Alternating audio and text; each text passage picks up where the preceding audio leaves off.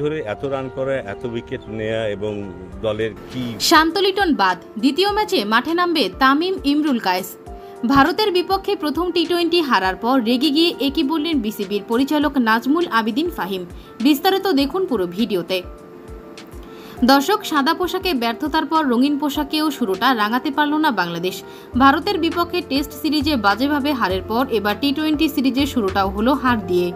3 match সিরিজের প্রথম ম্যাচে বাংলাদেশকে 50 বল হাতে রেখে 7 উইকেটের বড় হারের লজ্জা দিল স্বাগতিকরা। এই জয়ের সিরিজে 1-0 ব্যবধানে এগিয়ে গেছে সূর্যকুমার যাদবের দল। এই ম্যাচ হারার মূল কারণ ছিল বাংলাদেশ ব্যাটিং অর্ডারে একদম বাজে ব্যাট করেছে, যেটা মানতে পারছেন না বিসিবির পরিচালক নাজমুল আবিদিন ফাহিম।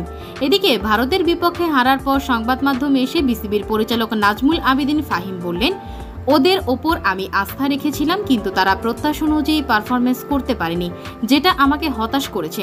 বিশেষ করে লিটন শান্তর উপর আমি একদম হতাশ, তাই তাদেরকে পরিবর্তন করে অন্য কাউকে দলে নিব।